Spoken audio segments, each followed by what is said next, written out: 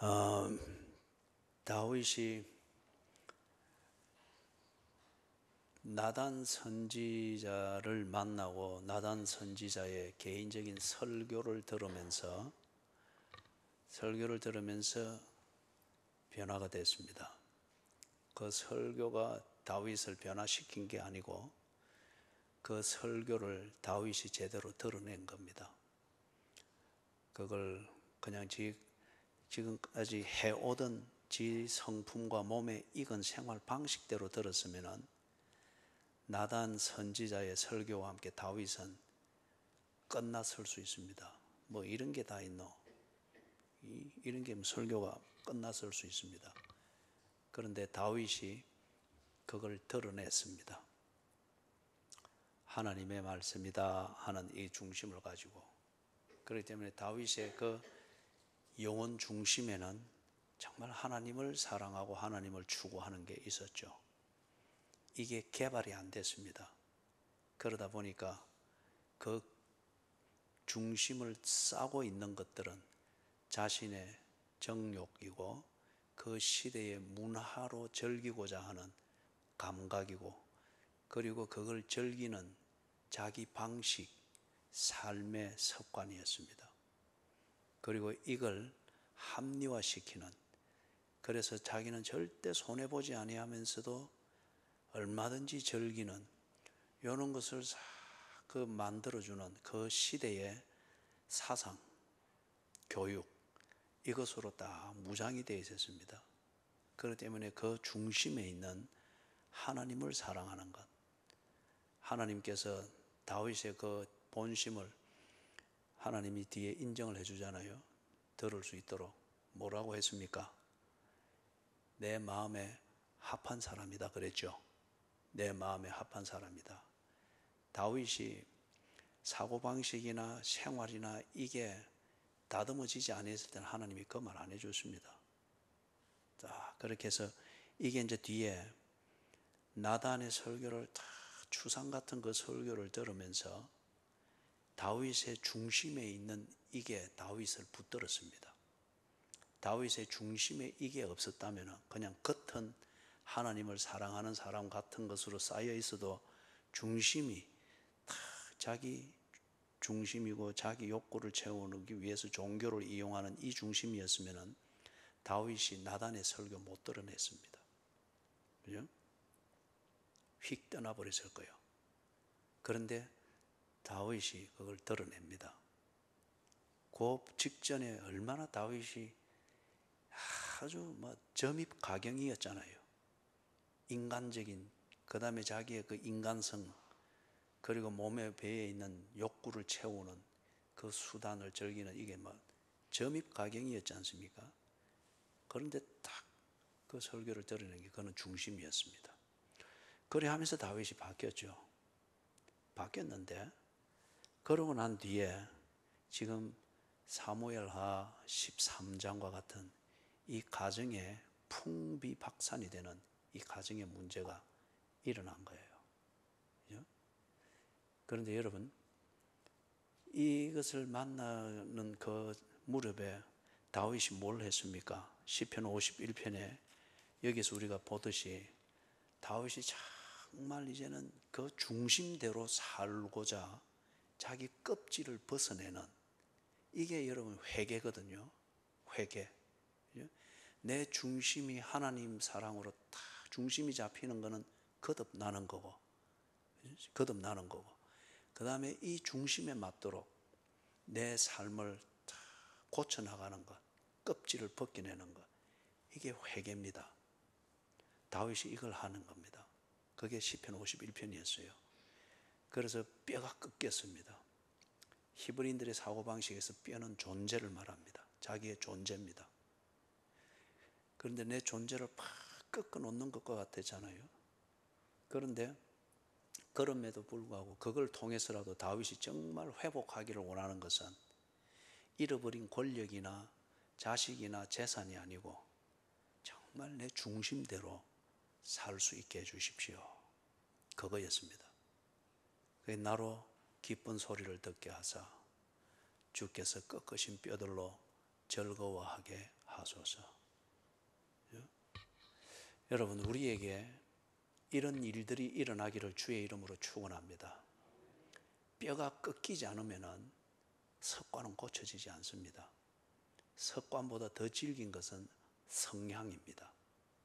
그리고 이 성향은 언제나 내 눈에 들고 내 감각에 맞는 어떤 종류의 이론이나 사상과 같이 춤을 추게 되어 있습니다. 그렇기 때문에 이거는 단단하게 내 중심을, 우리가 그리스도인이라는 중심을 가지고 있다면 이게 발휘가 안 되도록 단단하게 싸고 있는 껍질과 같습니다. 이거 뭐 다른 책 한 권 읽는다고 되는 거 아니고 습관 한번 고쳐보자 그래 하면서 작심한다고 되는 것 아니죠. 뼈가 꺾여져야 됩니다. 사고를 당해서 뼈를 꺾으면 장애가 될 수가 있습니다. 그런데 하나님이 뼈를 꺾어주시면 더욱 아름다워집니다. 그리고 그 삶에 가속도가 붙습니다. 그리고 고통이 남는 것이 아니라 보람이 남습니다. 이게 역설입니다. 다윗에게 이 일들이 일어났습니다. 그러는 상황에서 다윗에게 지금 일어난 게 가정의 이 분비박산이거든요. 사무엘하 13장을 펴십시다.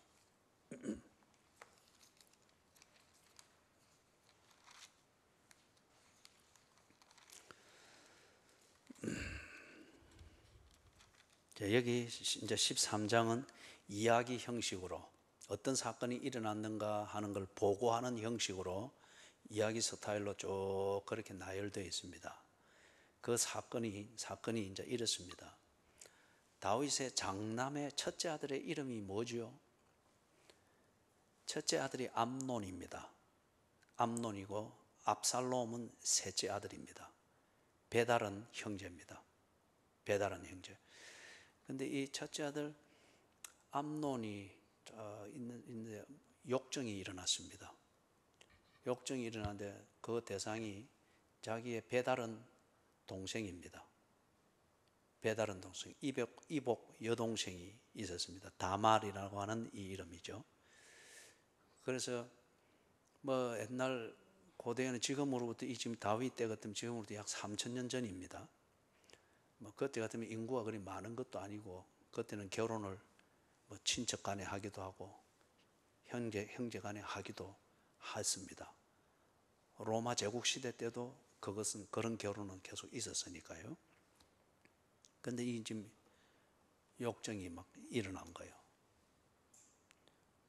그런데 여러분, 이 정욕은 대단히 무서운 겁니다. 오늘 우리 청년의 시간에도 종말의 징조 중에 하나가 베드로후서 그리고 데살로니가서에서 말하는 게 사람마다 정욕을 따라 행한다.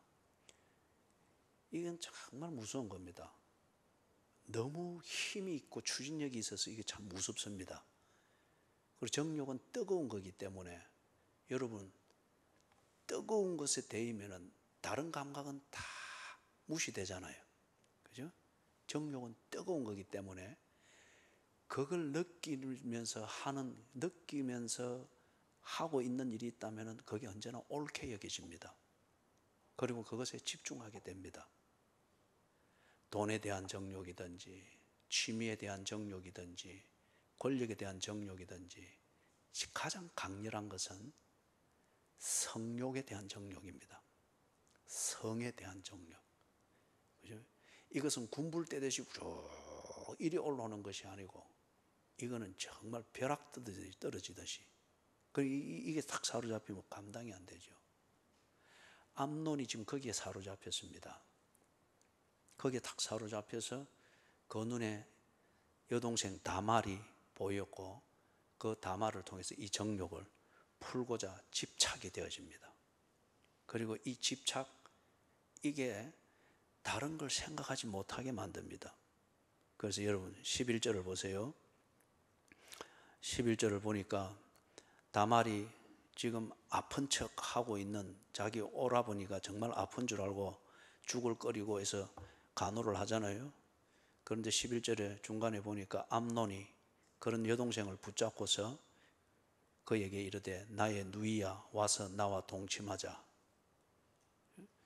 우리 젊은이들 오빠 믿지?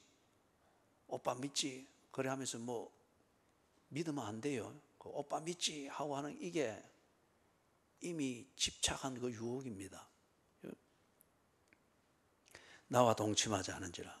그런데 12절을 보니까 이 여동생이 딱 합리적이고 정상적으로 대화를 하면서 대답을 하죠. 이런 일은 이스라엘에게서 마땅히 행하지 못할 것이니 이 어리석은 일을 행하지 말라. 여러분, 정욕에 사로잡혀서 집착이 되어 있을 때는 사고방식이 딱 마비됩니다. 논리적이고 이성적인 대화가 통하는 게 아닙니다. 정욕은, 이런 성에 관련된 정욕은 피해야 됩니다. 이는 대화로서 해결할 수 있는 게 아닙니다. 그런데 지금 이리 말할 때에 이 암논이 이걸 알아들을 리가 없습니다. 그래서 13절에서도 알아듣게 이야기를 하죠. 나도 수치겠지만은 너도, 즉 암논 오라버니 당신도 이스라엘에서 어리석은 자 중에 하나가 되리라. 그러니 이런 생각도 하지 말고 이런 짓 시도하지 마십시오. 그 얘기예요. 그런데 이게 안 통합니다. 이게 정욕의 힘입니다. 정욕의 힘을 현장에서 이길 수 있는 논리가 없고 도덕이 없습니다. 이거는 무조건 피해야 됩니다. 자, 그 다음에 15절을 보니까 암논이 지 정욕을 채웠습니다. 강제로 채웠죠. 14절을 보니 암논이 그 말을 듣지 아니하고 다말보다 힘이 세므로 억지로 그와 동침하니라. 그리고 15절에 보니까 그리하고 암논이 그를 심히 미워하니 이제 미워하는 마음이 전에 사랑하던 사랑보다 더한지라. 그렇기 때문에 앞에서 말했던 것은, 그리고 다말에게 그렇게 풍겼던 그 로맨틱한 분위기나 말은 전부 다 거짓이었습니다. 그러니 여러분, 어떤 경우에도 이런 것을 합리화시키면서 설득력 있게 말을 한다, 거기에 설득당하면 안 됩니다. 이럴 때는 무조건 자리 피해야 됩니다. 가령 목사가 여러분 누군가에게 아주 이런 면에서 납득이 될 만한 얘기를 하고 그런 분위기를 풍기면서 이런 성관계를 요구한다. 사탄아 물러가라 하고 여러분은 그 자리를 피해야 됩니다. 그런 목사를 고치겠다고 머리에 손을 얹고 사탄아 물러가라. 당신 붙잡힙니다. 무조건 피해야 됩니다. 목사가 어떤 분위기로 이야기를 하든, 하나님의 이름을 몇 번 덜먹이면서 이야기하든, 그렇게 하는 게 교회를 유익하게 하는 것이다, 목사를 돕는 것이다, 설득력 있게 어떤 이야기를 하든 그것은 거짓말입니다. 그거는 그 목사의 얘기일 뿐, 그거는 하나님의 말씀하고 아무 상관없고, 그렇게 해서 교회 분위기가 좋아진다, 사탄의 놀이터가 됩니다. 절대 그거는 받아들여서는 안 됩니다. 있을 수도 없는 일입니다. 그렇기 때문에 여러분 보세요. 15절에 암논의 정욕을 풀고 나니까 이게 아무거나 다 그게 미움이 되잖아요. 그죠?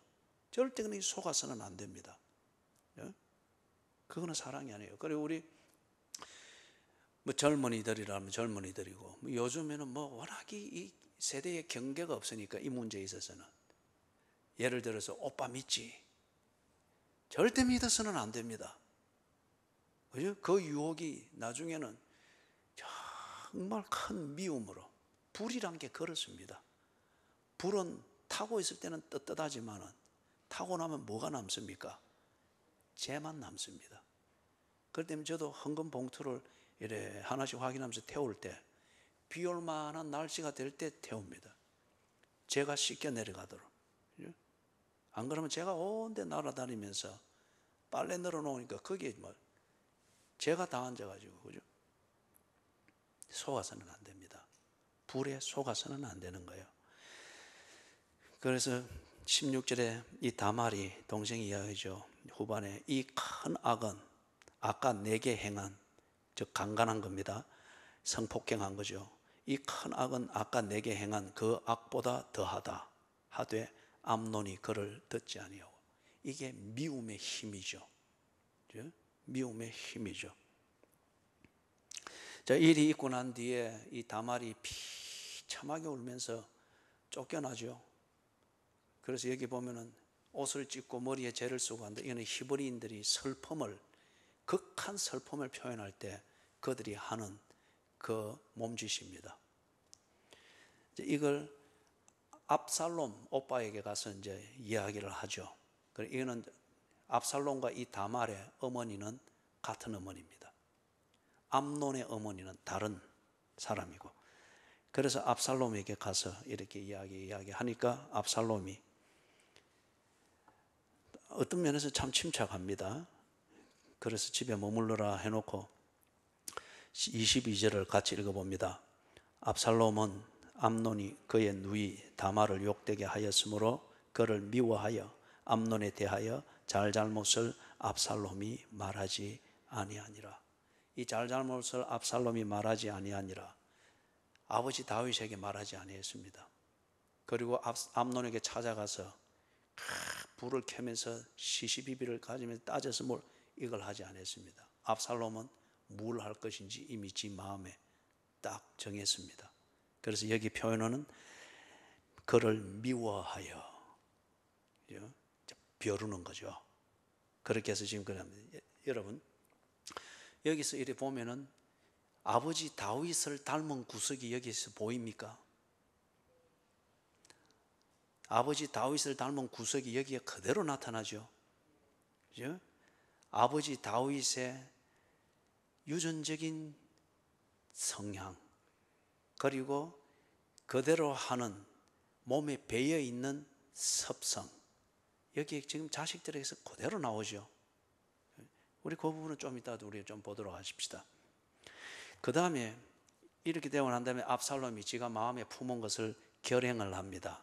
결행을 하는데 아주 신중하게, 그리고 아무 기색 없이 그렇게 딱 실행을 합니다. 23절에서부터 29절에 나오는 그 내용이 그 얘기입니다. 그래서 여기 이제 양털을 깎는 날, 이거는 이 양을 키우는 이 이스라엘에서는 이게 축제일입니다. 동네 잔치날입니다. 이제 그래서 아버지를 비롯해서 모든 형제들을 초청합니다. 그럼 이건 당연히 초청할 명분이 되는 거예요. 아무런 의심을 받지 않고 자기 경내로 딱 불러들일 수 있는 그 기회가 된 거예요. 그래서 아버지 초청했다. 그러면은 다른 형제들이 다 갈 수 있도록 아버지가 좀 그래 해 주십시오. 그래 아버지가 또 왕인 아버지가 말을 하니까 형제들이, 이 지금 다윗이 이 자녀들을 낳았는데 4명의 아내입니다. 그렇기 때문에 이복 형제들로 이 왕자들이 지금 만들어진 거예요. 그래서 아버지가 같은 아버지니까 말을 하니까 다 듣고 모였습니다. 압살롬이 딱 거기 혐의를 모략을 짜놨죠. 28절에 같이 읽어봅니다. 압살롬이 이미 그의 종들에게 명령하여 이르기를 너희는 이제 암논의 마음이 술로 즐거워할 때를 자세히 보다가 내가 너희에게 암논을 치라 하거든 그를 죽이라. 두려워하지 말라. 내가 너희에게 명령한 것이 아니냐. 너희는 담대히 용기를 내라 한지라. 그런 뒤에 이 잔치가 싹 일어났을 때에 암논을 죽입니다. 그러니까 전부 다 왕자들이 술이 다 깼습니다. 그 사회에서는 포도주를 그냥 음료처럼 마시고 축제 때는 잔치 때는 그걸 마셨으니까, 그래서 확 정신을 차려서 목숨을 살리기 위해서 다들 도망갔죠. 그게 29절입니다. 모든 아들들이 일어나, 즉 다윗의 아들들입니다. 각기 노새를 타고 도망하니라. 목숨을 살리기 위해서 그렇게 허둥지둥 도망가는 얘기입니다. 자, 이 부분에서도 압살롬의 아버지 누굽니까? 다윗의 그 성향과 다윗의 처세술을 여기서 볼 수 있습니까? 복사품처럼 여기서 그대로 나오죠. 그죠? 다윗의 기질, 성향, 그리고 지 성향대로 하고야만은 다윗의 이 강교함, 그게 여기서 압살롬이 하는 여기에서 그대로 나오고 있는 것을 우리가 볼 수 있죠. 그죠? 그 다음에 30절에서부터 33절에 여기서는 나오는 내용이 이제 다윗이 이 소식을 듣고서 참담하게 무너졌습니다. 아비의 심정이지 않습니까? 아비의 심정. 그런데 소식이 아들들 다 죽었다 하는 이 소식이 들려왔단 말이에요. 그래서 이것에 대해서 거기에 있는 32절에 시므아라고 나오죠. 다윗의 형입니다. 그 아들 요나답, 그럼 이 조카잖아요, 그죠? 요나답이 애초에 암몬에게 다말을 범하도록 그 모략을 준 거예요. 근데 이게 요 조카가 이제는 다윗 편에 서가지고 다윗을 위로한답시고 이렇게 사실을 이야기를 하는 거예요. 이거는 지가 알기 때문에 이 사실을, 확인도 안 됐지만은 이미 이 사실을 이야기하는 거죠. 다 죽은 게 아닙니다. 암논만 죽었을 겁니다. 짐작하는 형식으로 해서 그렇게 딱 알려주는 거예요. 예? 자, 그 다음에 34절에서부터 36절. 자, 여기는 우리 같이 한번 읽어보십시다. 이에 압살롬은 도망하니라. 파수하는 청년이 눈을 들어보니 보아라, 뒷산 언덕길로 여러 사람이 오는도다. 요나답이 왕께 아르되 보소서, 왕자들이 오나이다.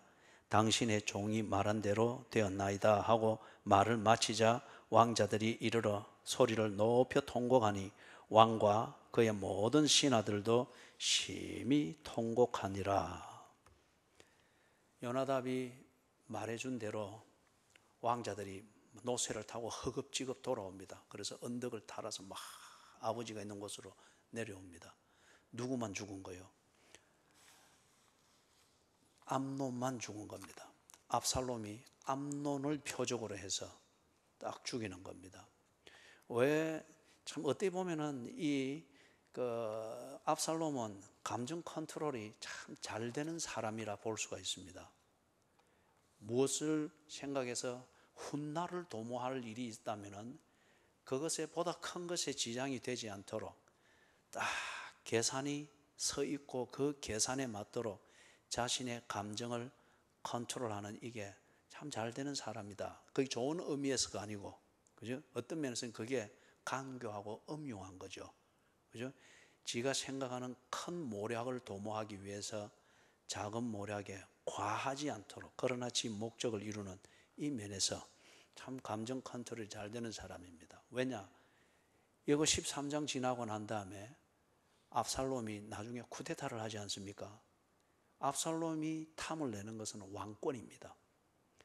이걸 위하여서 압살롬이 민심을 잊고 크게 일을 해서는 안 되죠. 그러나 한편 지 여동생을 강간한 이 암논에 대한 복수는 반드시 해야 되겠는 거예요.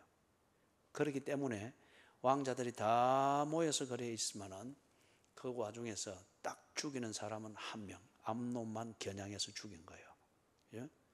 그리고 딱 정리하고 지는 그 다음 도망갑니다. 참 이 자기가 생각하고 있는 그것을 도모하기 위하여서 굉장히 자기 감정을 절제를 하고 통제를 잘하는, 이게 좋은 방면에 대했으면 얼마나 좋겠습니까? 자, 여기서도 여러분, 여기 보면은 다윗이 30절에서부터 36절 여기에 이제 이렇게 보면은 다윗이 이렇게 무너졌죠. 자식들을 잃고 가정이 풍비박산이 되어지고, 이런 일이 어떻게 내게서 일어나나. 그것도 내가 사무엘하 7장 같으면은 하나님을 그렇게 만나서 얼마나 친밀했습니까? 그죠? 얼마나 친밀했습니까? 그런 뒤에 그 하나님과의 친밀한 교제의 근거에서 8장, 9장, 10장에서 보는 것처럼 하나님의 약속이 성취되어지는 곳에 있었고, 그 약속이 성취되어지는 길을 갖고 하나님의 약속이 성취되어지는 것을 누렸습니다. 그런데 그때 여유를 부리면서 12장에서부터 큰 실수를 하죠. 그 실수가 그냥 환경 때문에 만들어졌거나 우연이 된 것이 아니고 다윗에게 있는 기질이었고 성향이었습니다. 이게 관리가 안 되니까 기질이 그대로 나와버리고 성향대로 그렇게 해서 몸에 있고 가지고 있는 기득권을 그 성향대로 즐기는 것으로 그냥 쓰게 돼버린 걸 봅니다. 여러분, 예수를 믿고 거듭난다 할지라도 내 몸에 배에 있는 기질과 성향은 그대로 있습니다. 예수를 믿고 거듭났다고 하는 이 중요한 새로운 생명의 증거 중에 하나는 내 기질과 성향을 알고 이걸 다스리려고 하는 이 차이가 있을 뿐입니다. 그렇기 때문에 이걸 다스리는 것, 이걸 두고 바울은 자기와의 싸움이라고 했습니다. 날마다 나는 죽노라 그렇게 했죠. 내 성향을 누르고 내 기질을 누르고 내 배에 있는 습관을 벗어버리고 껍질을 깨뜨리는 이걸 끊임없이 해내는 겁니다. 이걸 깊이 해낼 수 있도록 우리가 신앙이 성숙되어져야 된다는 거예요. 그죠? 신앙이 성숙되어져야 된다는 거예요. 거듭났지만은 내 믿음과 믿음에 따라서 하는 생활과 인격과 성품이 야트막하면은 내가 관리할 수 있는 성향의 범위는 아주 기본적이고 아주 판에 박힌 것밖에 될 수가 없습니다. 그 범위 넘어가면은 옛 사람으로 그냥 그대로 드러나는 거예요. 옛 사람으로. 그래서 다윗이 12장, 사무엘하 12장 그 부분에 이르렀을 때에 다윗의 기질과 성향이 그냥 그대로 드러나 버렸죠. 그리고 하나님의 약속의 성취로 말미암아서 지게 이루어져 있는 기득권, 모든 삶의 새로운 그런 환경과 도구들을 자기 성향과 기질을 밝히고 그걸 즐기는 대로 써버린 겁니다. 그죠? 그리 하면서 나단의 설교를 듣고서 통절하게 무너졌죠. 자, 무너졌습니다. 자, 그런 뒤에 지금 이 일이 일어난 거예요. 이 일이. 자, 이게 그러면 어떤 의미를 가지는가? 이걸 우리가 좀 살펴봐야 됩니다. 하나님은 구원하는 것 따로, 복수하는 것 따로 이런 건가? 내가 은혜 받는 것, 이거는 내 마음의 문제고 내 삶은 언제나 하나님의 복수를 받고 벌을 받는 그런 건가? 우리가 이렇게 생각할 수 있습니다. 이 부분에 대해서 우리가 정리를 하도록 그렇게 하십시다. 자, 그러면은 여러분 회개하기 전에 다윗을 조금 우리가 좀 한 번 더 정리를 해볼 필요가 있습니다. 회개하기 전에 다윗, 열심히 살았죠. 다윗이 열심히 살고 기질을 발휘하고 그렇게 해서 국가를 위기에서 구하는 이런 공을 세우기도 하고 열심히 살았습니다. 나름대로 그런 면에서도 영향력이 있었다면 있었습니다. 그런데 그의 기질이 뭐였느냐 이거죠. 그의 성향이 무엇이었느냐 이거죠. 그걸 우리가 좀 회개하기 전에 다윗을 살펴보면은 우리가 그걸 12장에서 똑똑히 보았죠. 다윗은 정욕이 아주 센 사람입니다. 특히 성욕, 특히 성욕 이 부분에 있어서 이게 한번 탁 발동이 되면은 어느 부분에 있어서는 다윗이 그것을 관리가 되거나 통제가 안 되는 사람이었습니다. 여러분 이거는 누구에게나 다 있습니다. 이제 우리가 나이 들어가면서 이게 좀 쇠해지고 약해질 뿐이지. 여러분 지난주 뉴스 봤어요? 82세 된 노인이 12살 된 초등학교 여학생을 살살 착하다 이렇게 유언해가지고 그래서 지집에 데려가서 성폭행한 거 뉴스 봤어요? 82세입니다. 그래서 경찰이 신문할 때 왜 그랬느냐? 외로워서 그랬다는 거예요. 외로워서 그랬다 하는 이거는 동정을 끄는 소리고, 그 외로움을 느끼게 만든 근본 성향이 뭐냐 이거죠. 인간에게 지울 수 없는 성향, 성욕입니다. 이거는 누구에게나 다 있습니다. 정도의 차이가 있을 뿐이고 빈도의 차이가 있을 뿐이지 누구에게나 다 있습니다. 이거는 관리하고 통제하지 않으면 이거는 화로를 뛰어나오면 불처럼 확 다 번지게 되죠. 다윗에게 이게 있었습니다. 이게 어느 단계 되면 다윗은 이걸 통제를 하거나 절제를 못하는 사람이었습니다. 정욕대로 갚버리는 사람이었죠. 그래서 바세바 사건이 일어난 거죠. 그 다음에 다윗의 이 성향에서 보면은 거짓을 사용해서 자기의 죄를 덮는 이 치졸함이 있습니다. 이 성향이 있어요. 여러분, 이거는 우리가 다윗이 그런 사람이가 이렇게 정죄할 필요 없습니다. 우리에게 몸에 배어 있습니다. 그게 뭐죠? 변명과 구실입니다. 변명과 구실. 크고 작은 차이가 있을 뿐이지 사람들이 보면은 이 변명과 구실로서 천연덕스럽게 거짓을 이용해서 내가 잘못하고 있는 이걸 합리화시키고 있는 것을 봅니다. 그죠? 예를 들면은 우리 현대 교인들에게 아주 입에 붙은 그 거짓이 뭡니까? 바쁘다. 아니면 아프다. 이거 아닙니까? 그죠? 그 다음에 세 번째 특징을 보면은 회개하기 전에 다윗이 자신이 가지고 있는 기득권을 사용해 가지고 자기의 잘못된 것을 덮으려고 하는 이 성향이 있습니다. 사무엘하 7장에서부터 보다시피 사무엘이 하나님의 은혜로 자기의 재능과 성향을 바른 방향으로 개발을 해 나가면서 남이 따라올 수 없는 기득권을 쌓았잖아요. 권력과 재물과 인맥과 재산과 그 다음에 가족 구성원과 기득권을 엄청나게 쌓았잖아요. 하나님의 은혜였습니다. 그런데 이게 어느 단계 자기가 집착하는 것을 이루기 위해서 지 마음대로 이렇게 할 때에 그걸 합리화시키고 동시에 내가 잘못하고 있는 것이 아니다 하는 것을 믿도록 만들기 위해서 자기의 기득권을 사용했습니다. 권력을 사용하고 재산을 사용하고 인간관계에 있어서 평소에 인간미 있게 보였던 다윗이다 말이에요. 그걸 그대로 이용해서 지금 내가 하고 있는 이 몹쓸 짓을 그들이 옳은 것으로 여기도록 만드는 이런 기질이 있었던 거죠. 이거 구체적으로 설명 안 해도 다윗의 경우를 알고 있죠. 그죠? 그 다음에 이 사람 죽이는 것을 교사하는 이것도 그냥 천연덕스럽게 할 수 있는 기질을 가지고 있습니다. 그래서 자기를 그렇게 예를 들면은 충성하고 우정을 보였던 자기의 그 총참모장 요압이지 않습니까? 요압 장군. 그 요압 장군이 다윗을 충성하고 신뢰하고 있는 이걸 이용해 가지고 이 사람 죽여 주시오. 그죠? 그럴 때에 요압이 다윗을 거절하지 못합니다. 다윗은 이것을 천연덕스럽게 이용해 먹을 수 있는 사람이었습니다.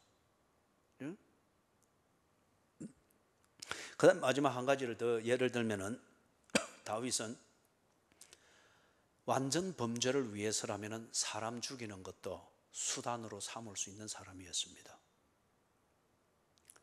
구체적인 사례가 뭔가 예를 안 들어도 되겠죠. 자, 우리가 5가지 정도를 정리해서 봤습니다. 회개하기 전에 다윗의 그 성향이 어떤 것이었는가?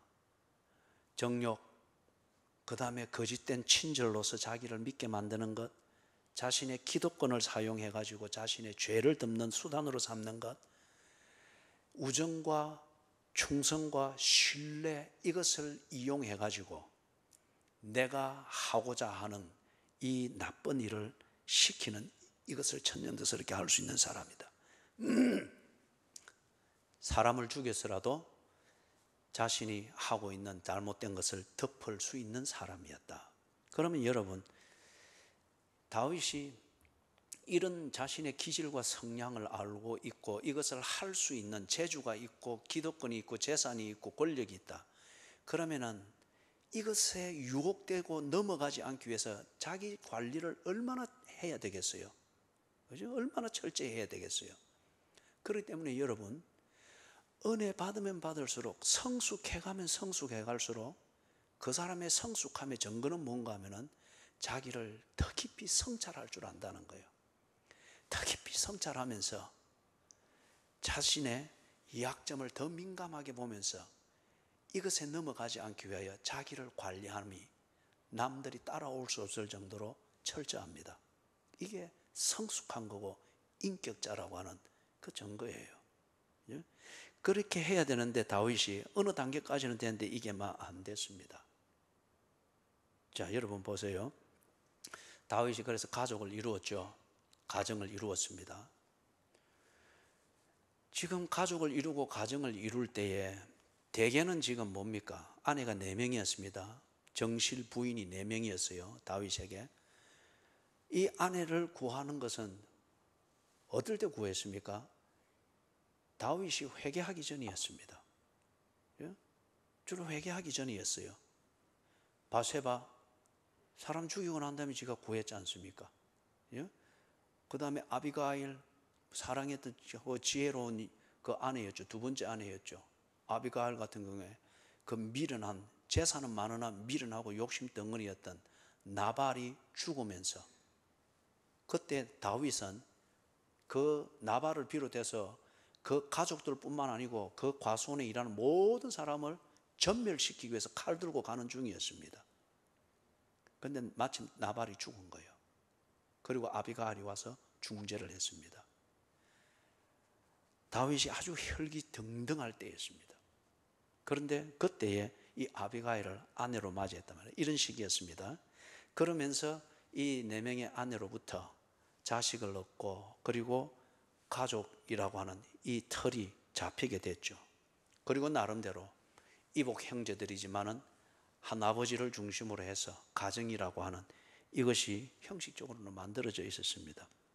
그런데 여러분, 여기 지금 암논과 압살롬을 통해서 볼 수 있는 것처럼 아버지 다윗의 이 기질과 성향과 섭성이 암논이 자기 욕구를 채우는 그 모든 과정에서 그대로 다 나오고 있습니다. 그 다음에 압살롬이 자기 욕구를 채우고 자기가 하고자 하는 이 업무를 꾸미고 결행하는 데 있어서 아버지 다윗의 이 기질과 섭성이 그대로 다 나오고 있습니다. 여러분이 분명히 보았죠, 그죠? 보았지 않습니까? 그대로 다 나오고 있습니다. 자, 여러분, 자녀의 성향은, 자녀의 이 기질이든지 성향은 두 가지 루트입니다. 하나는 유전적으로 타고나는 거죠. 그죠? 아버지 거 그대로 받아서 납니다. 그래서 제가 멜번에서, 호주에 있는 멜번에서 한 10개월 정도 어려운 교회에 임시 담임을 해서 목회를 합니다. 그때 한 변호사 가정이 있었습니다. 이 가정에 그 부인이 만나면은 남편 험담을 하는 거예요. 만나면은 자꾸 남편 험담을 하는 거예요. 그래서 참 자리가 어색하고 그랬는데, 그런데 한 번은 험담을 하는데 재밌는 험담을 했어요. 자기 남편 거기에 그 뭡니까 무역 그걸 하는 코트라라고 하는 게 있습니다. 한국하고 호주 이 무역을 관장하는 이 일을 한국 대표부의 그 관장이었습니다. 남편이. 그런데 자기 남편을 이렇게 험담을 하면서 남편이 꼭 전화 받을 때는 엉덩이를 건진다는 거예요. 엉덩이를 손으로 자기 엉덩이를 건지면서 꼭 전화를 받는다는 거예요. 집에서 전화를 받을 때는. 그런데 변호사가 된 자기 아들이 어느 날 보니까 전화를 받는데 똑같이 오른쪽 엉덩이를 긁으면서 전화를 받더라는 거예요. 그걸 본 뒤부터 그 부인이 자기 남편을 미워하지 않았답니다. 왜냐하면 남편이 엉덩이 건드는 거는 정말 꼴불견인데 자식이 그걸 건드는 거 보니까 참 사랑스럽더라는 거예요. 귀엽더라는 거예요. 그죠? 변호사지만 자식은 자식이니까. 무슨 말이냐? 자녀가 가지고 있는 어떤 특질이든지 성향이든지 기질은 타고난 겁니다. 예? 니는 누구 닮아서 그렇나? 그 누워서 얼굴에 침 뱉는 욕 하지 마십시오. 지 닮아서 그렇지. 예? 그래서 이거는 유전적입니다. 그 다음에 한 통로는 뭔가 하면 후천적입니다. 이 후천적인 것은 자라면서 오늘 우리가 오전에 보았던 것처럼 별것 아닌 것에 성질내서 대화가 꼭 싸우는 것이고 뭔가 가르치는 것이 아니라 협박이고 그걸 짓도록 맹종하도록 위해서 괜히 위협하고 폼 잡아서 하고 뭐 그런 부모에서 자라면 그거 본대로 그렇게 합니다. 제가 한 날 몇 년 됐습니다. 저기 어린이 대공원, 옛날 우리는 성지국 수원지를 했죠, 그죠? 거기서 이래 내려오는데 버스를 타고 이래 내려오는데 그쪽에 학교를 마치고 이래 내려가는 그 학생들이 여학생이에요. 제 눈에는 한 중학교 2학년 좀 되어 보이는데 둘이서 거기 보도가 아주 좁거든요. 가면서 옆에 가는 애가 지 옆에 함께 가는 친구의 머리카락을 한 군 꽉 잡고 뒤로 꽉 젖혀가지고 이러고로 막 끌고 가는 거예요. 중학교 2학년 여학생이 교복 입은 채로 지 친구를, 그게 원래 장난입니다. 기본 틀은 장난인데 얘는 장난을 하는 게 사람을 협박해서 죽이겠다는 분위기로 끌고 가는 폭력적 행동과 분위기였어요. 내가 보고 있는 내가 처음에 깜짝 놀랐어요. 싸우는 줄 알고. 그런데 끌려가는 애가 놔 하면서 그 애의 반응이 장난이었어요.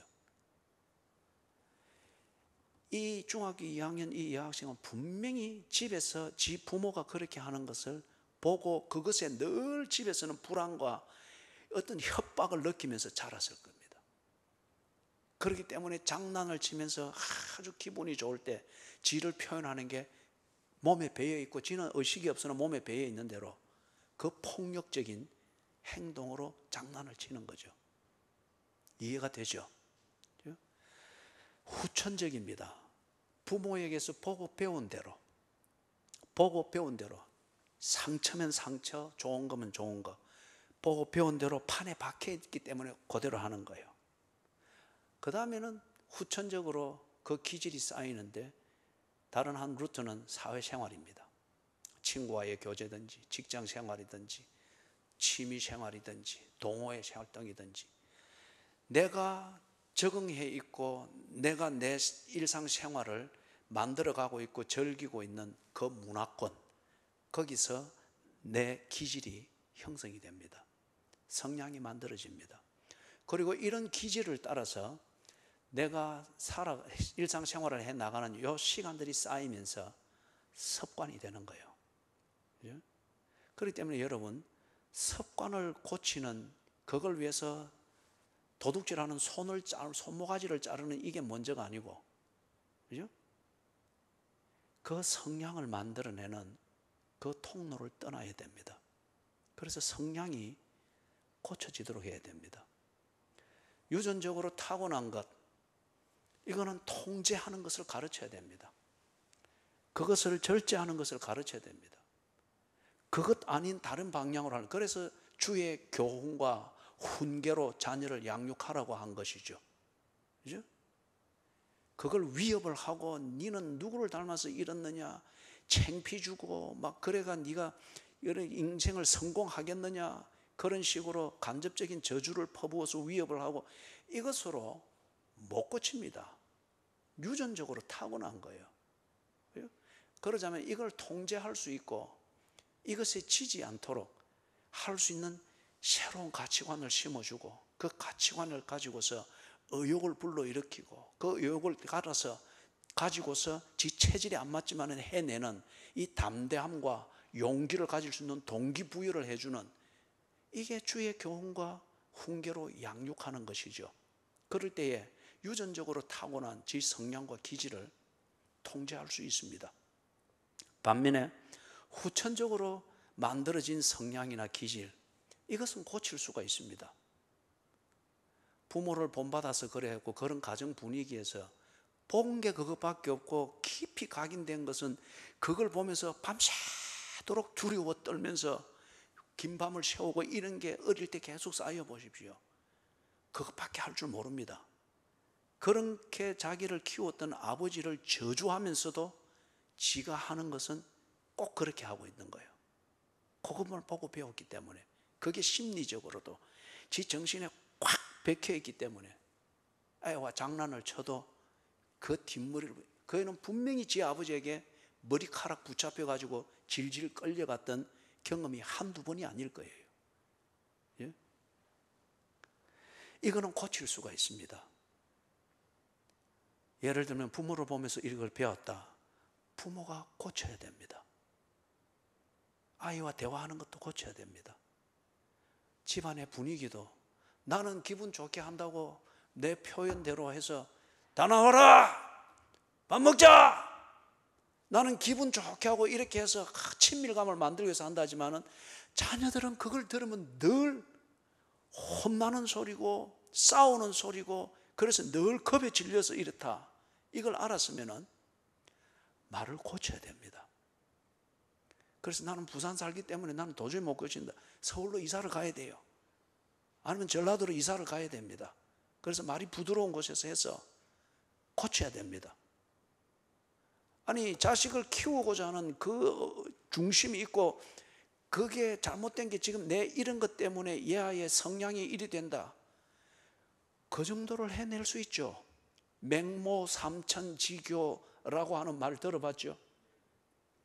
맹자의 어머니가 지 아들 바로 교육시키기 위해서 영양을 제대로, 바른 영양을 받을 수 있는 곳을 찾아서 이사를 한 게 3번이 됐다는 거잖아요. 시장에 사니까 다 장사꾼 흉내내고, 또 어떻게 하다 보니까 또 장례 그거 하는데 그 한게 늘 장례식 하는 흉내만 내고, 그죠? 그래서 뭐 예를 들면 서당 옆에 딱 그래서 이사를 갔더니 얘가 공부하는 습관을 들이더라. 후천적으로 만들어진 이 기질과 성향, 이것은 습관을 고치는 정도가 아니고 이거는 기질과 성향 자체를 바꿀 수 있습니다. 사회생활에 또는 내가 적응해 있는 그 문화적인 틀, 그것 때문에 내 이런 성향이 마련됐다. 그래서 술 먹는 것, 곤조 부리는 것, 그 다음에 뭐 기분파적으로 막 이리 살면서 펜션에 가가지고 막 온데 다 토해놓고 막 이게 저것끼리는 기분이고 화끈하게 논 것이다. 그런 문화. 그런데 이게 정말 잘못된 것이다. 그럼 그 문화권을 떠나야 됩니다. 그 술 먹는 문화권을 떠나야 됩니다. 그게 잘못된 줄 알면은. 그게 직장이면 직장 바꿔야 됩니다. 그 직장 안에서 그걸 해결하지 할 수가 없다. 바꿔서라도 해결해야 됩니다. 자, 그런데 다윗이 이걸 못했습니다. 애는 놓고 부인은 4명이나 들이고 그렇게 해서 뭐 살림을 살 수 있는 재력과 권력과 뭐 땅과 집은 다 마련했는데, 여러분, 집과 가정은 같은 것입니까? 집하고 가정은 같은 의미입니까? 가족과 식구는 같은 의미입니까?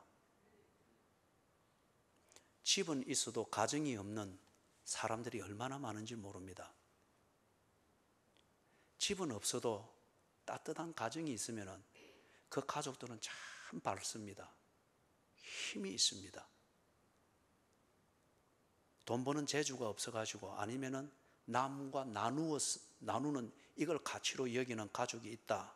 그럴 때 지집 장만하는 게 어려울 수 있습니다. 그래서 달세를 살고 전세를 살면은 지가 계획은 없어도 주인이 나가달라면 나가야죠. 그래서 저도 시드니에 있을 때 초창기에 10년 동안에 이사를 11번 해야 됐습니다. 어떤 경우는 3개월 짐 풀고 이래 조금 뭐 하려고 하니까 나가라는 거예요. 집주인이 집을 경매에다 넣어버린 거예요. 이 안 나갈 수가 없는 거예요. 11번을 옮기는 거예요. 그럼에도 불구하고 낭망하지 않는 것은 그런 과정에서 가족으로 늘 교제함이 있고 같이 생활함이 있는 가정이 있기 때문에, 집을 찾아다니는 수고로움은 있으나 따뜻함을 주는, 그리 할 필요를 느끼게 하는 가정이 있기 때문에 해낼 수 있는 거죠. 여러분, 가정과 집은 다릅니다. 가정을 위하여서, 가정을 세우기 위해서 집이라는 자원이 필요할 수 있습니다. 가족과 식구는 다릅니다. 식구는 말 그대로 함께 먹는 사람들입니다. 그렇기 때문에 손님도 식구일 수 있습니다. 그러나 가족은 다릅니다. 가족은 혈통이 같다는 이것만이 아니라 같이 뜻을 하고 가정을 이루는 이 가치를 위해서 함께 수고하고 애쓰고, 시편 127편, 128편에 나오는 그 그림이죠. 다윗이 집이 있고 함께 먹을 수 있는 음식도 풍부하고, 그리고 식탁에 둘러앉으면 함께 먹는 가족이라 말하는 그 식구들도 왕성해서 다른 사람들이 볼 때는 참 다복하게 보입니다. 그런데 다윗이 뭘 못한 거요? 탈지 이 정욕 부리러 다니고, 아니면은 하나님의 은혜로 주어진 이 삶의 번성하고 지경이 넓어지는 것인데 그것에만 집중하다 보니까 뭘 못한 거요? 가족을 만들지를 못했습니다. 가족이 식구처럼 지냈습니다. 집에 가정을 세우는 이걸 알지를 못했고 소홀히 했습니다. 집 단장하고 집 넓히고 집을 위생적으로 만들고 편안하게 만드는데 집중을 했을 줄 모르나 그 안에 가정이 세워지고 있는지 살피지를 못했습니다. 자녀들의 기질과 성향을 알고 이게 유전적이면은, 내가 오른쪽 엉덩이를 건지니 이것도 오른쪽 엉덩이를 건질면은 사회에서는 그리 못하도록, 면접장에서는 그리 못하도록, 선볼 때는 그리 못하도록, 데이트할 때는 그리 못하도록 이것을 가르쳐 주는 것을 못했습니다. 후천적으로 암논처럼 성문화에 중독되어서 성문화를 즐기는 것 다 그리 하는 거니까 이거 못하는 게 병신이지, 이렇게 사는 암논을 보았으면은, 그런 것 같으면은 네 그리 살면은 폐가 망신한다. 가르치지를 못했습니다. 그게 문화권에 적응해서 그런 것 같으면 그 문화를 떠나도록 조곤조곤 일러서 교훈으로 못 알아들으면은 훈계, 경고하고 주입하고 훈련시켜서라도 그것이 폐가 망신하게 되는 것임을 심어 놓았어야만 했습니다. 다윗이 그걸 못했습니다. 집을 장만하고 넓히고 주어진 권력을 부리고 이것을 가지고 외연을 확장하고, 또는 이 시대의 표현으로 말하면 동호회 해서 취미생활로 지 인생이 외롭지 않도록 즐기는 이런 것에, 문화권에 타이트해지는 것에 집중을 하다 보니 가정을 못 세웠습니다.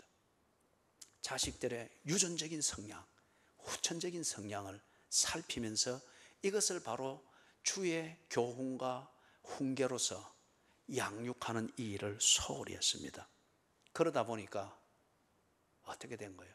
주께서 그 뼈를 꺾어주지 않으면 이 다윗의 집이 여호와의 집으로 세워질 수 없는 상황인 거예요. 주께서 그 뼈를 꺾으셨습니다. 그게 지금 여기에 일어난 풍비박산입니다. 왕자의 난입니다. 자, 마지막으로 37절에서부터 39절 같이 읽습니다. 시작.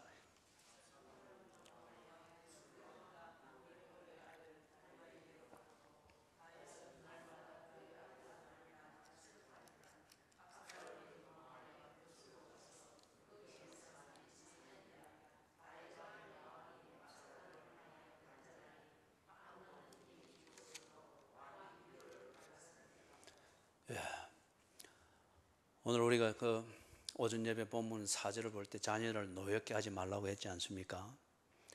다윗이 본을 보인 것은 지가 원하는 여자를 아내로 삼는 것, 그리고 지가 원하는 여자 또는 성욕을 채우는 데 있어서는 그것을 성욕을 채우는 목적 달성이라고 하는, 좋은 말로 하면 지 목적을 달성하는 거죠. 그걸 위해서 아주 머리 굴리고, 그리고 그것이 성취가 되도록 하는, 그러면서 그 범위로만 보면 우리 아버지 정말 지혜롭네, 정말 아주 단호하네, 하면 한다면 하는 분이네, 그런 거를 비칠 수 있겠죠. 그 의미를 주의 교훈과 훈계로 가르치지 않는 이상. 이런 식으로만 보고 집 넓히는 것, 그 다음에 권력을 부리는 것, 권력을 확보하는 것, 그걸 누려서 기득권 위에서 무언가 사람들이 보기에 여유를 부리면서 사는 어떤 이런 것만 이래 보여놓으니까 자식들이 그거밖에 안 본 거예요. 암논에게서 그대로 나타났습니다. 압살롬에게서 그대로 나타났습니다. 그러면 다윗은 자녀를 노엽게 한 겁니다. 자녀를 노엽게 한 거예요. 그것만을 보고 하나님을 전혀 생각할 필요가 없고, 그렇게 해서 다윗이 했던, 하나님을 진노케 했던 그 일을 그들도 옳은 것으로 알고 하게 됐던 이 본을 보이고 그것을 심었으니 그걸 두고 자녀를 노엽게 한 것이라는 겁니다. 주의 교훈과 훈계로 양육하지를 못했습니다. 그 결과 주께서 꺾으신 뼈와 같이 풍비박산이 일어났습니다. 다윗이 드디어 보았습니다. 자기가 집은 장만했는데 가정을 세우지 못했습니다. 그러니까 집이 전쟁터가 되어버렸습니다. 다윗이 많은 식솔들은 거느렸는데 아직 가족을 세우지를 못했습니다.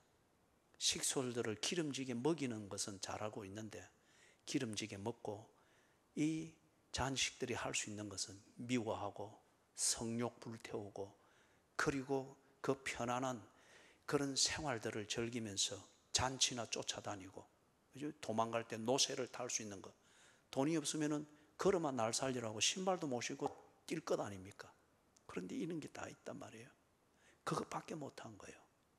하나님이 뼈를 꺾었습니다. 다윗의 집을 세워야 하니까.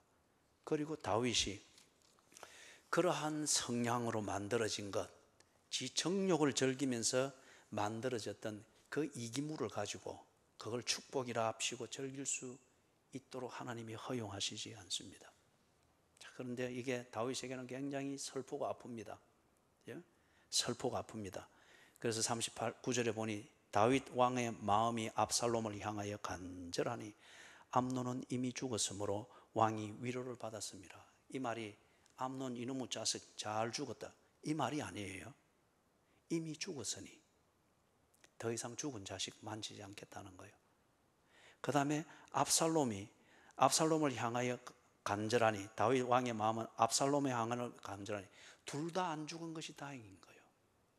그죠? 자식에 대한 아비의 마음입니다. 그리고 죽은 자식에 대하여서 다윗이 정신을 차리고자 하는 겁니다. 여러분, 오프라 윈프리라고 하는 미국의 아주 유명한 토크쇼 그 앵커가 있습니다. 흑인 여자입니다. 이분하고 콤비를 맞춰서 하던 심리학자 또는 심리치료사 닥터 필이라고 하는 사람이 있습니다. 이 사람들이 하는 그 팟캐스트를 어제 하나를 이렇게 듣게 됐는데, 거기 한 케이스가 뭔가 하면은 한 어머니가 자기의 사랑하는 딸을 잃었습니다. 이 딸이 이제 한 18 이럴 때에 18 이리 되면 얼마나 하고 싶은 게 많습니까? 그리고 또 부모 입장에서는 그때는 무엇이 옳고 그런 것을 따지기 여유도 없이 그 사랑스러운 그 18 열이 지나가는 아들, 딸들이 하고 싶은 대로 해주고 싶은 게 부모들의 본성적인 마음이지 않습니까? 정신 안 차리면 하고 싶은 데 다 해주거든요. 그런데 그 딸이 그렇게 해서 어디 캠핑 간다고 나갔는데 그때로부터 해서 10년째 행방불명인 거예요. 네? 그러면서 이 엄마가 그 딸에 대해서 자기가 스스로 이제 추측을 하는 거예요. 캠핑을 가서 어디 있다가 유괴를 당해서 성폭행 당해서 살해당하여 시체가 유기됐다. 이거는 이제 이 엄마가 행방불명이 된 이 딸에 대한 시나리오를 자기가 만들어서 그런 거예요. 그러면서 자기가 만든 시나리오를 가지고 10년째 슬퍼합니다. 아무것도 못하는 거예요. 예? 아무것도 못하는 10년째. 그래서 이 사람을 오프라 윈프리와 닥터 필이 만나서 치유하는 그 프로그램이었습니다. 그래서 쭉 이야기를 하고 난 다음에 마지막 결론으로 이 부인은 그 대화하는 동안에 눈물을 그치지를 못해요. 그래서 마지막으로 이 닥터 필이 딱 같이 앉아가지고 그러는 거예요. 이야기 이제 다 했으니까, 진단 다 됐으니까 마지막 결론으로 네, 따라 하십시오. 그리고 이야기를 합니다. 따라, 그 영어를 하던 것을 뭐 우리가 듣기 쉽게 이렇게 대충 정리하면 있으면, 따라, 이제는 너와 작별을 해야 되겠다. 내가 너를 보내주마. 너를 위해서 너를 보내준다. 그리고 네 동생 셸리를 위해서 너를 보내준다.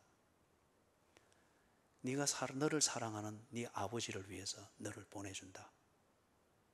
그리고 사랑하는 너와 잊을 수 없도록 교제를 나누고 기억을 가지고 있는 우리 가족을 위해서 너를 이제는 보내준다. 왜 이렇게 했는가? 이 엄마가 10년 동안을 이 딸에 대한 집착 때문에 둘째 딸을 제대로 키우지를 못했고, 남편과 늘 소원하고 가정이 정상적으로 돌아가지를 못하는 거예요. 그래서 닥터 필이 마지막으로 했던 질문이 그거였습니다. 당신 딸 캐롤이 지금 여기 있으면은 지금 이 가정의 모습과 동생의 모습과 아버지의 모습을 보면서 엄마에게 감사하다고 하고 행복해 하겠어요? 자기 엄마가 울면서 아니다. 그러면 이 딸을 이제는 보내야 된다. 그래서 마지막 그걸 하게 하는 거예요. 그리고 이 엄마가 질질 울면서도 또박또박 그것을 그리 하는 거예요. 딸을 보내는 거예요. 여러분, 39절에서 말하는 건 암논은 이미 죽었으므로 왕이 위로를 받았습니다. 그겁니다. 그겁니다. 사랑하는 여러분, 다윗이 이렇게 할 수 있는 것은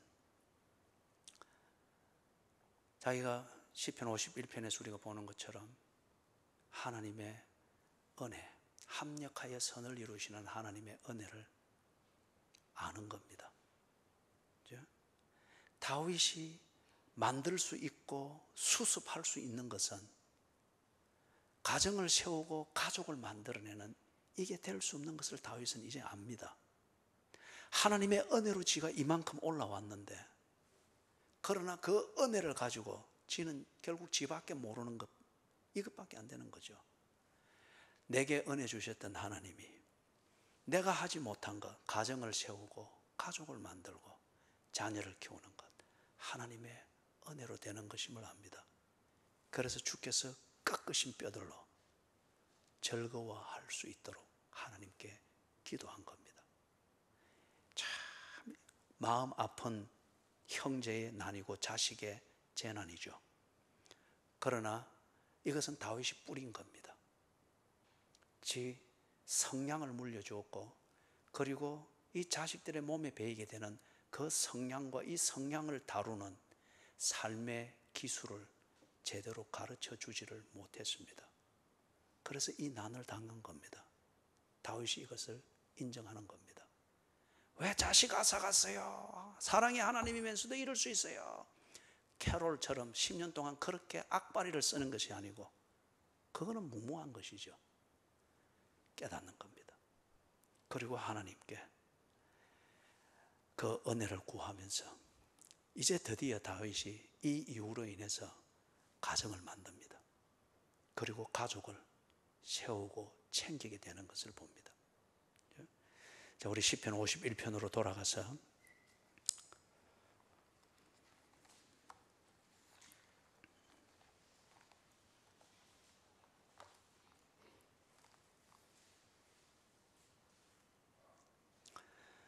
시편 51편 8절에서부터 12절을 같이 읽습니다. 시작.